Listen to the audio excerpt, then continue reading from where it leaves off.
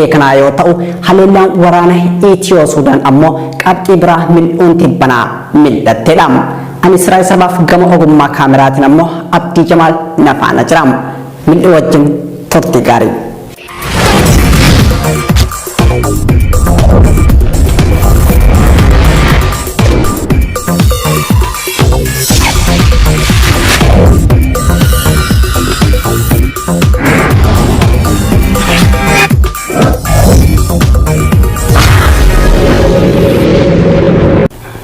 BBC'n nageenya Oromiyaa ilaalchisee mata duree lola riphee loltootaa fi mootummaa gidduu kan lammiilee nagaa gatii qaalii kafalchiisaa jira jedhuun gabaasa bal'aa barreesseetii jira.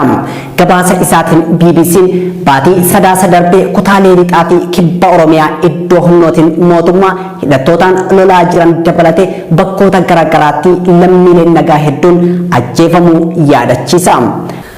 Lolli hidhattoota waraana bilisummaa Oromoo kan mootummaan Itoophiyaa ABO shanee jedhee waamuu fi mootummaa Itoophiyaa jidduutti adeemaa jiru umrii waggaa lamaa olii lakkoofsee jira jedha gabaasni BBC'n qabatee bahe kun.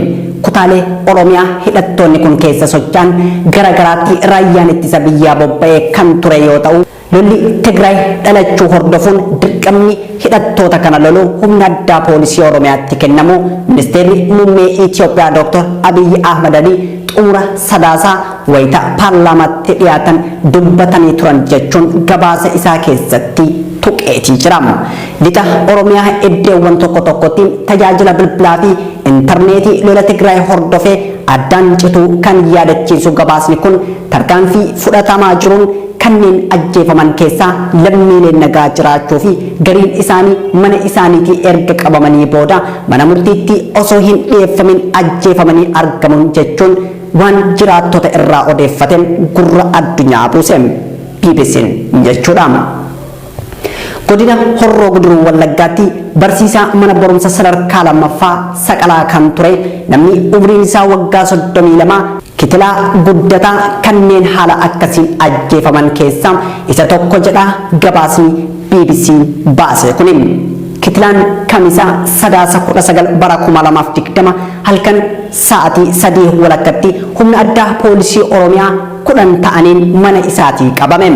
Haati warra isaa bakka isaa ana fuudhaa deemaa jettee itti boossolleen warwaata isiitiif qaamni gurra laate hin jiru kan jedhe BBC'n mata duree isaa why a teacher was killed execution style jedhu jalatti baase kanaan gaafilee muraasa gaafatamee deebi'ee dhufaa jedhanii itti qoosanii fuudhanii deeman jechuun waan miseensa maatii isaa irraa odeeffate gabaase.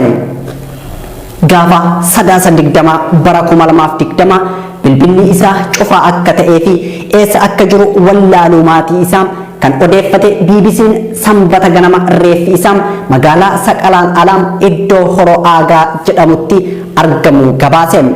Yaada haati mana Kitilaa Guddataa kennite kan barreesse BBC'n gabaasa isaa kana keessatti kan dursee achi ga'ee hin jiru lagatu jira laga sana qarqaratti lagaa irratti ajjeesanii harka isaa duubatti hidhamee fuulduratti kufeen argeen duubarraan rukutame akka waan kaartoonii irratti xiyyaafannaa shaakalanitti waan ajjeefame fakkaata jette jechuun garjabeenyaan ajjeefamuu abbaa mana ishee akka BBC'tti himte BBC'n gabaaseetii jira. Bakka reeffi Kitilaa argame sanitti reeffi namoota biroo lama kan maqaan isaanii Gaaddisaa Alamaayyoo fi Birhaanuu Gabayyoo jedhaman akka argamanis gabaasa isaa keessatti kan kaase BBC'n waan odeeffate kanaan Kitilaa Guddataa ABO deeggarta jedhamee hidhamaa turus maaliif ajjeesuu akka filatan wanti beeknu hin jiru jechuun jecha maatii isaa gabaasee jira. Ajjechaan hidhattoota mootummaatiin raawwatamaa jiru bakka waraanni bilisummaa Oromoo jiru qofatti hin daangeffamne kan jedhe gabaasni kun sadaasa 20 iddoo sochiin hidhattootaa baay'ee hin mul'anne Amboottis waan wal fakkaatatu ta'ee jedhe. Galaanaa Imaanaa humna addaa poolisii Oromiyaa gara 20 ta'anii halkan sa'aatii 4tti mana jireenya isaatii fudhatamuun maatii wabeeffachuun kan gabaase BBC'n obboleettii isaa kan naannoo Finfinnee jiraattu Caaltuu Imaanaa qabamuu isaa akkuma dhageesseen gara Amboo imalte manneen hidhaa fi waajjiraalee poolisii magaalaa Amboo keessa barbaaddus Galaanaa Imaanaa abbaa ijoollee lama argachuu akka hin dandeenye isii wabeeffachuun gabaasa isaa kana keessatti eeruun addunyaa irra facaaseetii jira.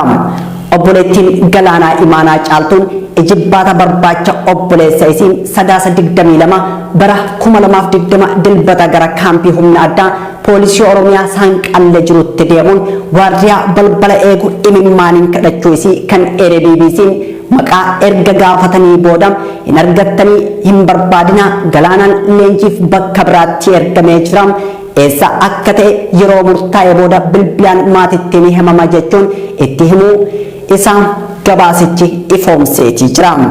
Iddoon leenjii inni itti ergame gara du'aa ta'uu isaatiin sadaasa 23 bara 2020 Galaanaan kan poolisootaan qabame ajjeefamee jira oduun jettu miidiyaa hawaasummaa irra naanna'us maatiin hin shakkineen garuu kibxata gara waajjira poolisii aanaa Amboo deemuun waa'ee nama ajjeefamee jedhameen yoo gaafatan poolisiin nama qarqara laga Daabbisitti ajjeefame tokko kaasee awwaaluu isaa dhagahuu maatii BBC'n gabaasa nageenya dhabuu Oromiyaa fi ajjechaa suukaneessaa kana keessatti tuqeetii jira. Kan ajjeefame Galaanaa Imaanaa ta'uu fi qarqara laga Daabbisitti rasaasaan rukutamee ajjeefamuun eeruu ummataatiin poolisiin kaasee awwaaluu maatitti himame. Reeffa baasanii fudhachuun adeemsa hedduu waan qabuuf jedha BBC'n galanii bakka reeffi isaa hin jirretti akka boochifatan godhame jechuun waan obboleettii irraa qulqulleeffateen addunyaan gahe. Dhimma kana qulqulleeffachuuf ammoo qondaalota komishinii poolisii Oromiyaa irraa waa'ee ajjechaa kanaa qulqulleeffachuuf iyyaalus hin milkooyne kan jedhu gabaasni BBC kun dubbi himaan mootummaa naannoo Oromiyaa obbo Geetaachoo Baalchaa dubbisuun maqaa shaneetiin namni akka hin miidhamne kallattiin kaahame hojjetamaa jira jechuun gabaase. Garuu ajjechaa nama nagaa irratti raawwatame quba hin qabu jedhanii akka deebisanis gabaasa isaa kana keessatti tuqeetii jira. Garuu guyyarraan Oromiyaa keessatti lubbuun qaaliin daa'imman Oromoo fi dargaggoota Oromoo humna addaa poolisii Oromiyaatiin hobbaafamaa oolti. Waldhabdee siyaasaa Oromiyaa keessa jiru lammiilee nagaa gatii qaalii kafalchiisaa jira kan jedhu komishiniin mirgoota namoomaa Itoophiyaa sadaasa keessa qofa ajjechaawwan humnoota nageenyaa mootummaan Oromiyaa keessatti raawwatan 12 galmeessuu isaa fi onkoloolessa 23 dargaggoota 5 magaalaa Naqamtee keessatti ajjeefamuu isaanii BBC'n gabaasa ajjechaa irratti xiyyeeffate kana keessatti tuqeetii jira. Gorsaan komishinara komishinii mirgoota namummaa Itoophiyaa obbo Imaan Abdul Fattah lammiilee nagaa qaamolee mootummaa fi hidhattootaanis ajjeefamuu eeranii jiran kan jedhu BBC'n godina Horroo Guduroo aanaa Abbaay Coomaan muddee 8 namoonni nagaa 7 aanaa Ammurrootti ammoo namoonni 14 kan ajjeefaman ta'uu akkasumas baankiin saamamuu ambulaansii fi konkolaataan dhuunfaa tokko ibiddaan magaalaa Shaambuu keessatti gubachuu fi haleellaan konkolaataa gara Finfinnee imalaa ture irratti raawwateen geejjibni gara handhuura Oromiyaa magaalaa Finfinnee addaan cituu BBC'n gabaasa isaa kana keessatti kaaseetii jira. Torbee darbee naannoo warshaa sukkaara Fincaatti dhukaasni hidhattootaa fi humnoota mootummaa jidduutti adeemsifamuu kan eere gabaasni BBC kun mootummaan irra deddeebiin hidhattoota ABO shanee ittiin jedhu baankii saamuu qondaalota mootummaa fi lammiilee nagaa ajjeesuun himatamu. TPLF irraa ergamaa fi deeggarsa mallaqaaf fudhachuun biyya gooluuf socho'an jedhee yakkaatee jira. Garuu hidhattoonni yookaan ammoo waraanni bilisummaa Oromoo kan mootummaan ABO shanee jedhee waamu kun waan mootummaan ittiin isaan himatu ni waakkatu.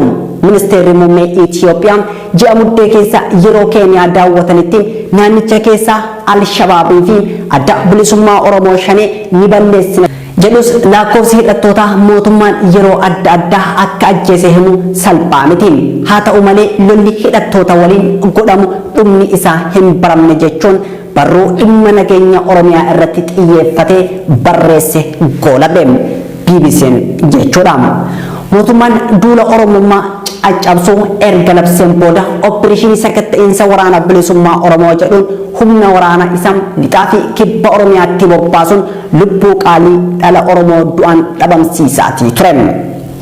Humni addaa poolisii Oromiyaa kan ilaalcha bilisiginnaa fi falaasama eda'amuu qofaan bocamee mooraa leenjiitii bahee ilaalcha sabummaa fi sabboonummaa irratti dargaggoota hundaan qabuun arrasaasaan sammuu isaanii facaasaa har'a gahe. Har'as duutiin Oromiyaa irraa hin dhaabbanne.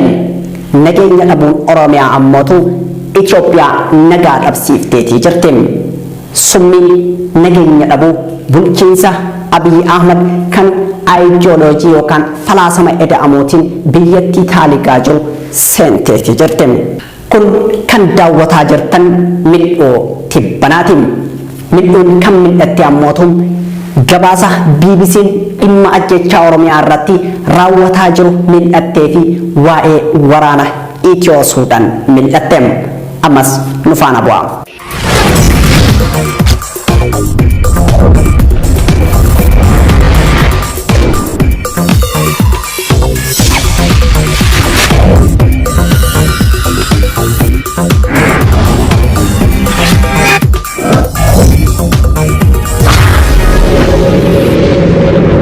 Waraana waliinii Itoophiyaa duraa hoogganaan waraana Suudaan Jeneraal Abdul Fattah al-Burhaan Itoophiyaa daawwateetii ture. Jeneraal Abdul Fattah al-Burhaan waan yeroo san ministeera muummee Itoophiyaa Dr. Abiy Ahmed waliin mari'ate wayita walitti bu'iinsi biyyoota lamaanii hammaataa dhufe kanattii fi wayita Itoophiyaan weerara kanaaf Suudaan komataa jirtu kanatti iccitii weerarichaa Jeneraal Abdul Fattah al-Burhaan himeetii jira. Akka Suudaan Tribune Jeneraal Abdul Fattah al-Burhaan wabeeffachuun gabaasetti nuti lafa kana kan qabanne waliigaltee muummee ministeera Itoophiyaa waliin taasifneedhaani.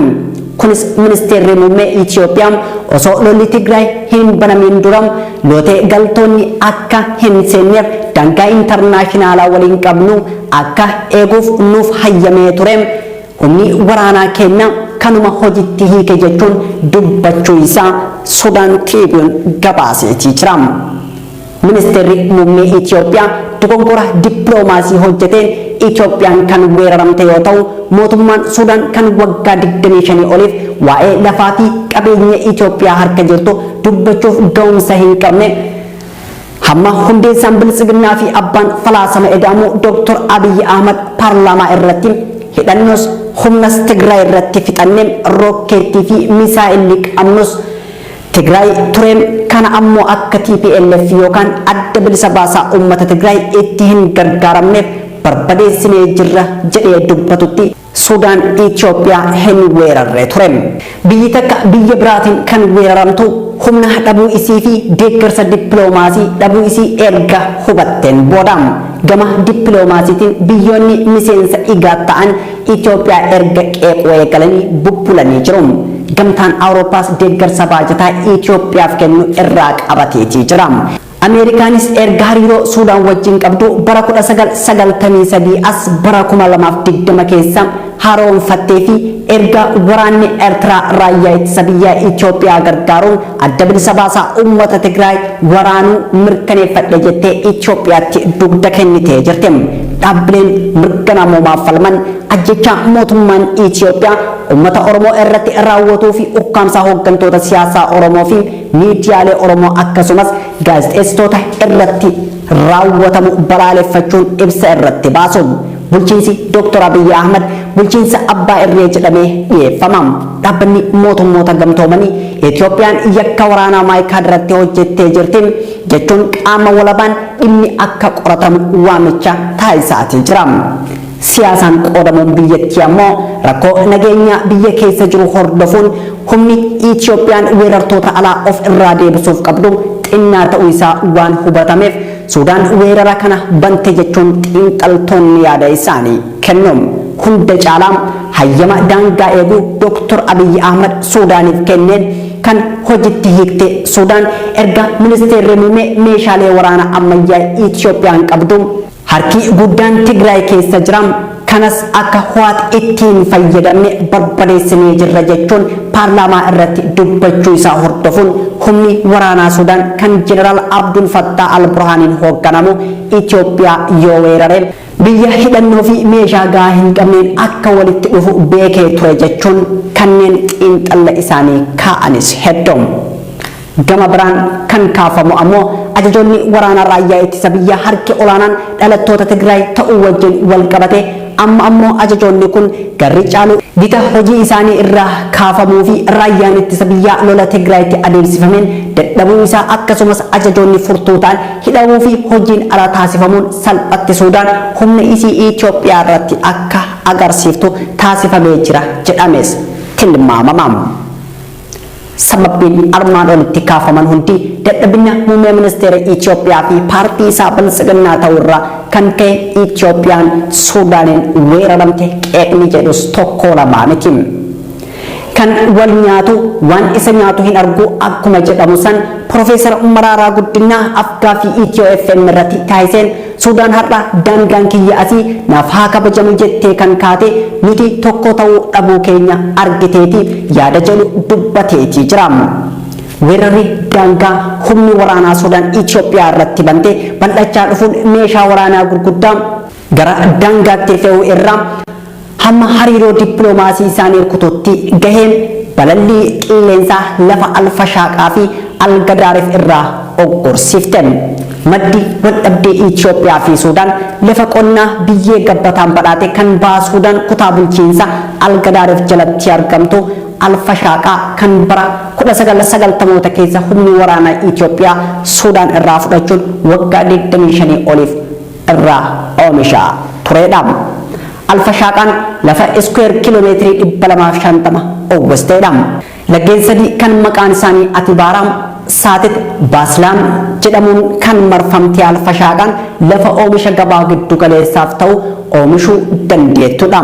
Oomisha Alfashaaqaan bakka Laallii jedhamtu lafa qubsuma ajajoota milishaa Itoophiyaa abbootii qabeenyaa fi daldaltoota tan taatetti dhiyeessuun irraa fayyadamaa kan turte Itoophiyaan dogongora hariiroo alaa muummeen ministeeraa raawwateen Itoophiyaan weeraramte. Alfashaaqaanis lafa walitti bu'iinsa Itiyoo Sudaan taate. Walitti bu'iinsi Itiyoo Sudaan lafa qonnaa Alfashaaqaa irratti uumame kun suuta suutaan dabalaa deemuun meeshaa waraanaa makaanaayizidii hamma jeettii lolaatti afaan walitti deeffachiise kun kan jalqabe waraana Biltsiginnaa fi TPLF walitti banan hordofeeti.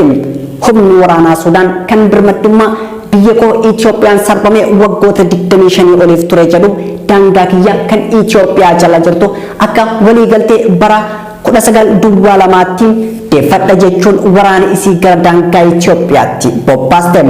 Humni waraanaa Sudaan kan Jeneraal Abdul Fattah al-Burhaanii fi hoogganaa milishaa Jaanjuweed Jeneraal Muhammad Hamdii Dagaaloon durfamu birmadummaa Itoophiyaa sarbuun Alfashaaqaa dabalatee laffeen akka Dokkaa, Abdarraa fi Kurhumaar akkasumas Aboocar, Galaaloo fi Salaam Barrii fi kanneen biroo to'ateetii jira.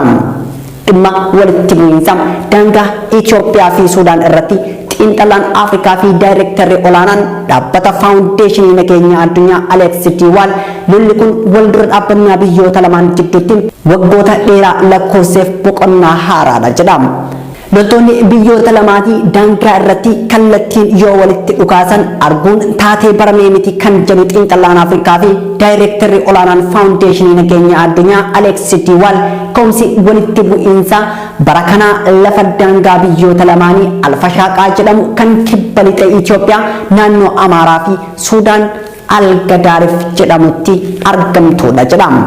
Gaanfa Afrikaa keessatti daangaalee hedduun wal dhabdee qabanii Itoophiyaan bara 1977 Ogaadin irratti Somaaleen bara 1998 Baadummee irratti ammoo Eertiraan wal waraantee turte jechuun seenaa Itoophiyaan gaanfa Afrikaa keessatti walitti bu'iinsa daangaatiin qabdu kan kaase daayirektarri olaanaan faawundeeshinii nageenya addunyaa Alex Diwaal dhimma daangaa irratti Suudaanii fi Itoophiyaan bara 1998 mari'achuu jalqaban jedha. Yoo xiinxalla isaa itti fufu garuu Alfashaaqaa irratti walii galuu hin dandeenye akka waliigaltee bara koloniitti daangaa biyyoota lamaanii alfashaaqaadhaan kana jechuun alfashaaqaan Suudaaniif mala garuu qonnaan bultoonni Itoophiyaa laficha misoomsuun gibira mootummaa Itoophiyaaf kafalaa turan jechuun haala waggoota dheeraaf alfashaaqaan keessa turte barreesse. Marii waggoota dheeraa booda bara 2008 biyyoonni lamaan waliigaltee dhoksaa tokko irra gahu xiinxallaan kun kan hime Itoophiyaan lafti alfashaaqaa daangaa Suudaan keessa jiraachuuf beekamtii kennite, Suudaan ammoo qonnaan bultoonni Itoophiyaa lafa akka misoomsan hayyamte jechuun xiinxalla seenaa irratti hundaa'een rakkoo biyyoota lamaan jidduu ture barreesse. Waliigaltee dhoksaa bara 2008 kana kan durse ammoo qondaala ol'aanaa adda bilisa baasaa uummata Tigraay Abbaay Tsahaayee kan torbee darbe keessa mootummaan Itoophiyaa ajjeesuu labsedha. Walitti bu'iinsi alfashaaqaa Loorentii Noobeelii nageenyaatiif hariiroo dippiloomaasii biyyattiin dhabde irratti dhukkubbii mataati. Walitti bu'iinsichi wal dura dhaabbannaa biyyoota lamaanitti lubbuu horaamu. Walitti bu'iinsii fi tasgabbii dhabiinsi Itoophiyaa gama Suudaaniin waliigalteen finciltoota Nuubaa fi Daarfur mootummaa Suudaan wajjin qabdu ittituu dhabuun adeemsa nagaa wal dhorkuu biyyoota lamaanii fi tasgabbii dhabuu gaanfa Afrikaatti uumamaa jiru akka hidda gad fageeffatu taasisuu danda'a jechuun Alex Diwaal dabalatee namoonni garaagaraa xiinxalaa jiru. Dhiyeenya hoogganaan waraana Suudaan Jeneraal Abdul Fattah al-Burhaan daangaalee humni waraanaa Suudaan qabate daawwachuun birmadummaa biyya keenyaa eeguuf hamma namni tokko hafutti ni lolla dhaamsa jedhu dabarseetii ture.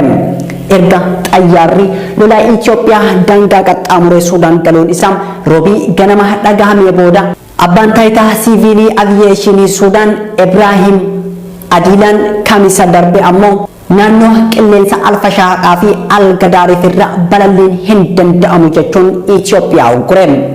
Mootummaan Itoophiyaa dhimmicha karaa dubbii himaa ministeera dhimma alaa Itoophiyaa ambaasaddar Diinaa Muftiin Suudaan yeroo Itoophiyaan olaantummaa seeraa Tigraayitti kabachiisaa jirtutti weerara nu irratti bante jechuun himatam. Suudaan gama isiitiin himata kana haaluun hayyama muummee ministeera Itoophiyaatiin daangaa kiyya qabadhee jette. Itti aanaan muummee ministeera Itoophiyaa fi ministeerri dhimma alaa Itoophiyaa Dammaqaa Mokonnon Suudaan rakkoo Itoophiyaa irraan geetteef beenyaa kafaluu qabdi jedheetii ture. Suudaan lafa bara bulchiinsa TPLF deebisuu dhabde gadaa biltsiginnaa deeffachuu isiif milkaa'eetii jira. Gama Itoophiyaatiin ammoo biltsiginnaan paartii birmadummaa Itoophiyaa sarpisiise jedhamee qeeqamaatii jira. Kun kan daawwataa jirtan Mil'oo Tibbanaatiin.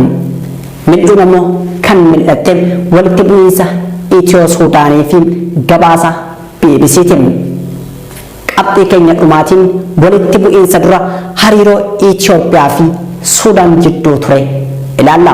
Ammas nu faana bu'aa.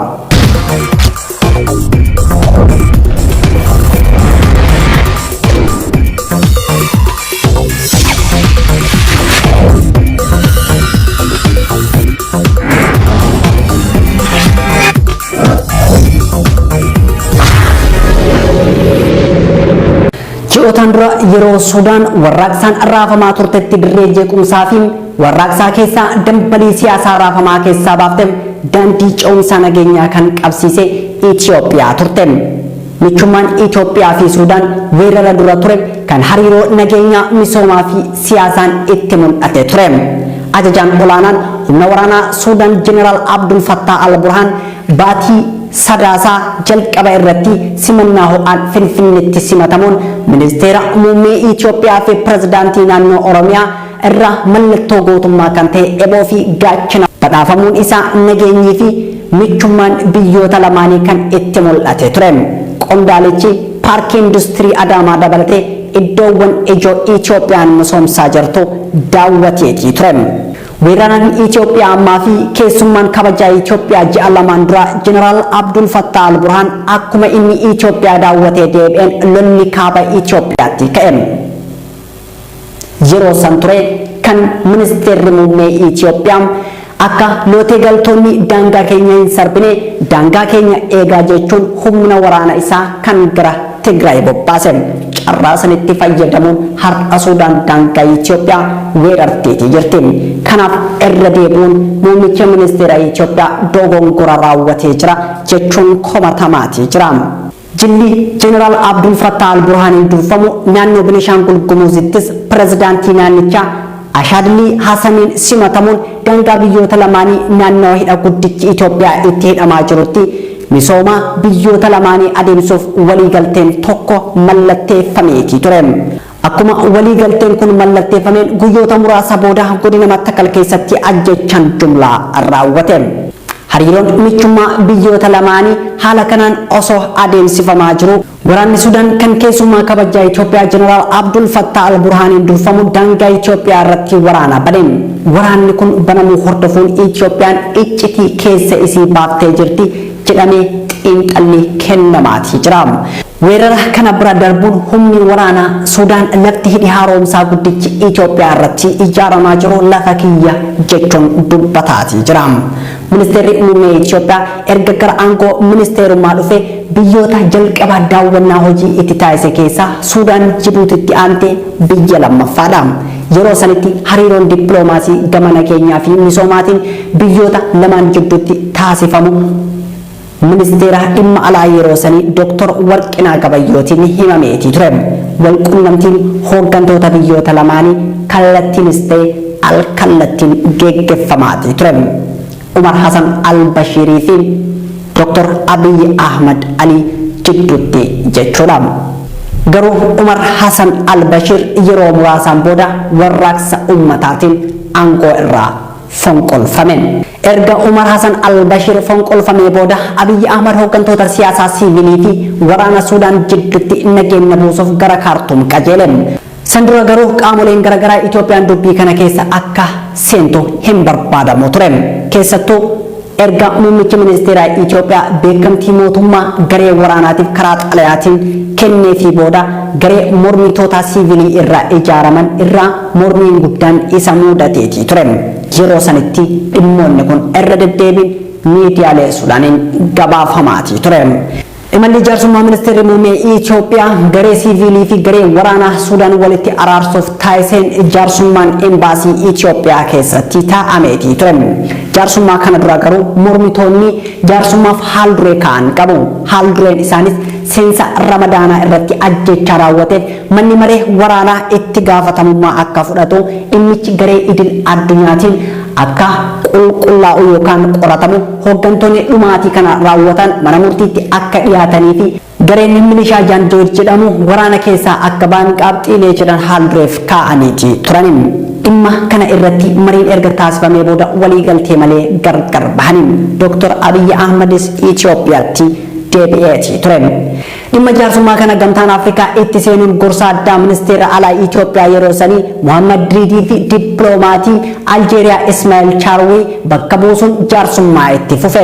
Garee mormitootaa irraa kanneen embaasii Itoophiyaatti jaarsummaa irratti hirmaatan funaannamanii humna waraanaatiin garuu hidhamaniitii jiru. Namoota to'ataman keessaa hoogganaa sochii bilisa baasaa ummata Suudaan kaabaa Ismaa'eel Jaalib, itti aanaa isaa Yaasir Armaanii fi dubbii himaa sochii Mubaarak Ardool akkasumas nama siyaasaa Muhammad Ismaatis fa'am. Haalli humni waraanaa Suudaan mormitoota ittiin hidhe kun dubbii falmisiisaa ture. Yaalii jaarsummaa Itoophiyaa fi gamtaan Afrikaa taasisaa turanis hamma tuffatan jedhamee barreeffamuttis gahe. Hidhamuu hooggantoota kanaan ummanni Kaartuum qoqqobbii kaa'uun manatti deebi'ee balbala cufate. Humni waraanaa Suudaanis yakkamaadha jechuun balaaleffate.